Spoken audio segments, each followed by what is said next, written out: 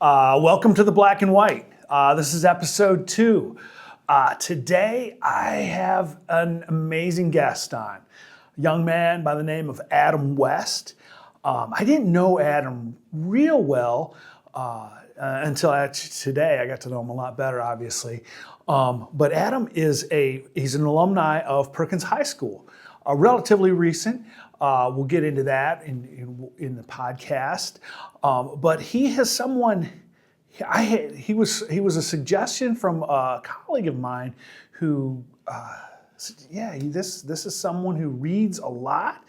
Would be an interesting story to tell." And it turns out that indeed he has a very interesting story to tell, especially about how he got into reading, and that it wasn't something that was easy for him. I hope you enjoy the show. Let's go.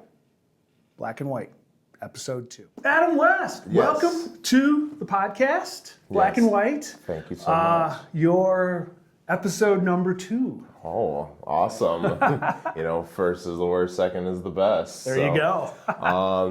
So, as Mr.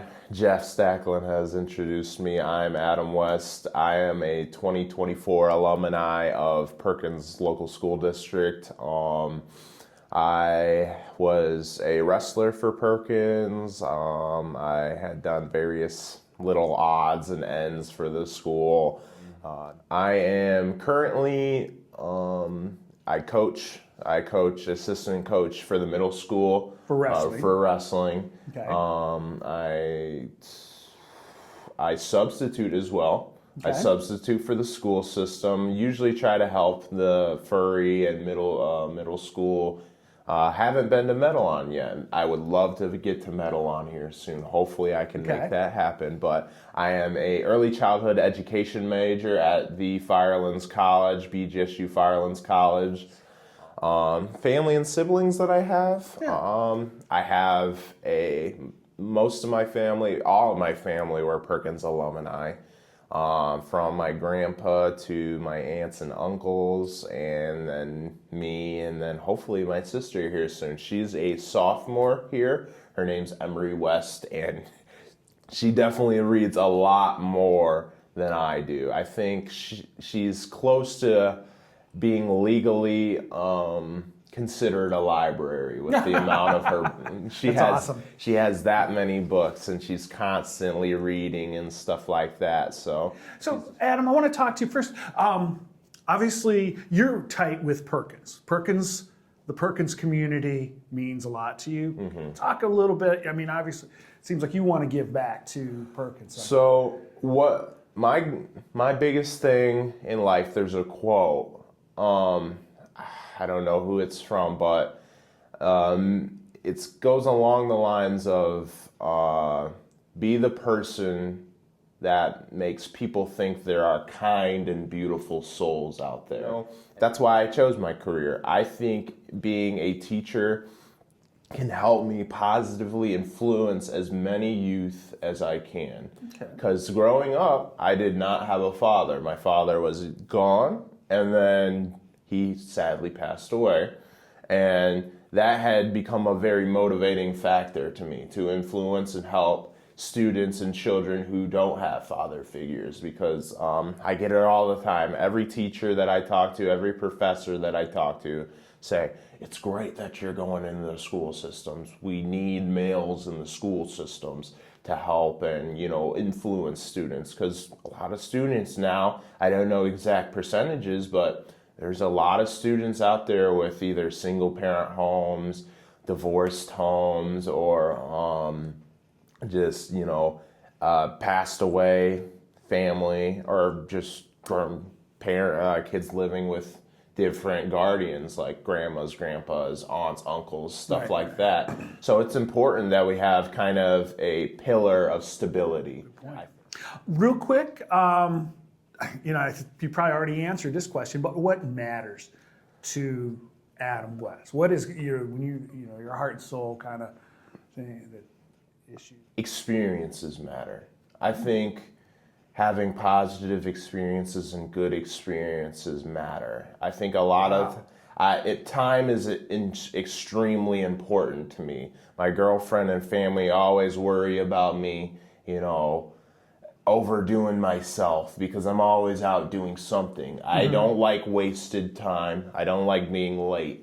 Those are two very important things to me. So, I always try to fill my time with, experiences with my friends, even the littlest of couch conversations, going and visiting my friends, going and trying new things. Travel. I was hoping to get to study abroad this summer. I wasn't accepted for a scholarship that I wanted for it. But things like that, getting out, getting away, seeing new things, trying new things, baking, stuff like that. Like I tried baking because my girlfriend was feeling down and I decided to make her a lemon cake. And I'm not, How'd it turn out? It turned out pretty good. I think the Awesome, second one that I made turned out worse than the first one, but but just trying those things and kind of seeing the beauty in humanity. There are so many little things and intricacies that you can experience as a human. Well, let's segue a little bit into the second section, talking about books, kind of why we're here. Yeah. Adam, tell me, what is your favorite book? As a young man, what is your favorite book? So, as a young man, it would have to be Ayn Rand's Anthem. So, Ayn Rand's Anthem is a story about in the Cold War, if something were to happen and let's say like the U.S. got blown up or whatever power in this story got destroyed, communist power takes over and they kind of revert back to Roman times almost, where they wear like Roman leotards and they use candles instead of electricity, and they speak in a weird way. They only say like adjectives that describe a whole group instead of the word I. There are very few times, I think there's only one time where the character Equality 7-2521 uses the word I. And that's at the end of the story when, like after the rising action and stuff like that and the peak of the story.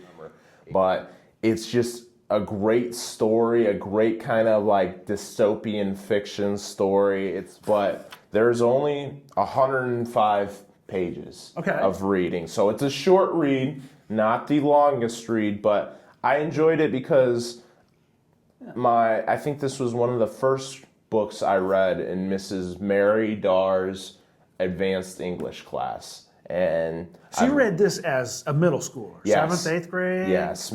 I think, maybe 6th grade, because her class was from 6th to 8th grade. Right. So in that time span, I read this. There's nothing graphic in it. It's very, it seems like a very heady novel. It is heavy, but it's just, I think it's heavy on the themes more of than like, there's no like graphic violence that might be in like a, high school book, something like that. It's not high school. It's like, I'd probably be at a high school reading level, but it's not like anything that's not appropriate for students in middle school. But I love it. I mean, it is my favorite book of all time. And I'll definitely put, I'm trying to put all the books in the show notes. Yeah. So people, I want to find out what Adam was reading. And so it'll be in the notes below. And this is probably one of Ayn Rand's easier reads. Yeah. Her other stuff is not very, it definitely takes some time to go through some of her works. Now, so you got a second book. What you're reading right now. So this is what I'm reading right now. It's Red Rising by Pierce Brown. This is another this is sci-fi dystopia this time. Dystopian fiction is kind of my favorite to read, just because it kind of like is like, oh, in another world, this could be this, or this could be that. But so this book is kind of like, on the front cover it says Ender, Katniss, and now Darrow. and that's I think review by Scott Siegler. So it's kind of like they're mentioning that this is a kind of similar book about a character who starts at the bottom, rises to the top, and defeats the evildoers at the top. Okay. So this book is our main character is they're called Reds in this caste system. There's a caste system of different colors. Reds are at the bottom. They work, they do all the menial labor and stuff like that. It's slave labor basically. They do slave labor, and our character Darrow is called a hell diver. He uses a giant machine drill to drill into the surface of Mars because they're in space.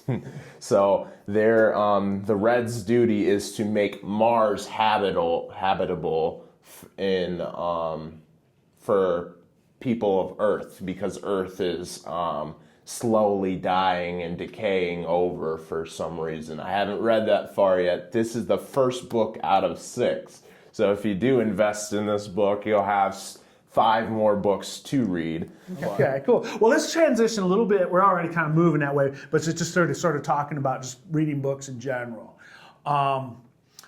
First, we talked before the show. You were not always a reader. You kind of discovered it, maybe? I don't know how. So talk about your reading experience. I was a student who had an IEP and a 504. I had this within high school as well. I utilized it a lot less in high school because I was very confident in my skills as a writer, reader, and stuff like that. But I struggled. I always, I didn't know why at the time. I was always separated, but I would go into separate small groups to work on, phonics skills, reading skills, stuff like that. And in the lower grades, they don't really have grades per se. They have, I think if it's still the same thing, they have proficient, something, a couple other ones. But I wasn't very successful. I can't think of it now because I'm so far ahead now in my life, but I'm sure there were various times that I really struggled, and reading didn't want, it was like a rock in a hard place for me. I couldn't get it. And when I was born till age 4, I didn't talk. I had to go to speech therapy to work on my talking skills. And that's the thing, I think my mom probably knew a lot more and was a lot more worried for me, worried because I get that for parents who have a student who struggles. They don't want their kid to struggle, you know. And my mom, I think she struggled in school, struggled with multiple things. And no parent wants that for their child. Right. Nobody wants that for their child. But I think that's what's important, is working with as many professionals as you can to get your child ahead. It sucks in the moment because you don't want to, it's kind of a grieving process. You don't want your child to, kind of be labeled as this or that. And I definitely felt the difference when I was separated from everybody else doing work. I was like, why am I over here when everyone's over there? Kids, when they get older, will discover that. And that's the part that sucks. You're getting help, but they know they are different for some reason. And it was about 5th grade when something changed in me. Something awesome changed in me. We were doing state testing in that age group, and I didn't feel confident in my test-taking abilities. I thought I had just been guessing, because a lot of times with those state tests at that age, you're working on where do commas go in these sentences? What word is this defining? What is this similar word? And knowing the words, I think that's what helped me excel, because I knew a lot of words. It's important to have a good vocabulary as a student, you know. My test scores came up one day and my mom surprised me. She's like, Adam, you're going to be in an advanced English class next year and an advanced social studies class. And I'm like, really? What? Wow. I was so amazed with that. I was like, really? I did that good on it? I didn't think I did good. And I didn't have the confidence in that. And then I pretty much from that point on, I told myself, I'm going to try everything. I'm going to do everything in middle school. I'm going to do different things because I was like, I saw it as a new leaf, turning over a new leaf, a fresh start. Wow. From going from here, because at the time I didn't have very many friends. I lived alone on my street. There was no kids, nothing like that. So the only time I saw other kids was at school. So middle school, I decided we're gonna make as many friends as I can. I'm gonna do different things. Then that eventually led to me trying sports because I was a video game kid. I didn't like doing nothing physical, and now I'm pretty much all physical. I love doing physical fitness and stuff like that. So that is why I have become such a prevalent reader. Is the little successes in life, that was a little success that has turned into quite a large success for me. Right. And it's funny, the podcast pretty much is focused, it's for adults. And most little kids aren't going to watch a podcast or listen to a podcast. Yeah. So I guess, one of the things I want to, ask you is talking about how, what happens that say you meet an adult who finds out you're a reader and they're like, man, I just find it boring. I'm not into it. I get in my attention span. How would you respond to encourage? I think I would say it's hard because, various people have various reasons why they don't read, busy schedules, stuff like that. I say finding time to read is important because it's just a way that you discover different versions of like human art. You don't have to read the whole book within one day, 1 hour and stuff like that. Taking short amounts of time to read something that you enjoy. You don't have to read all 100 of the classic novels that they suggest you to read. I know there's like 100 classic novels you should read before you die, blah, blah, blah.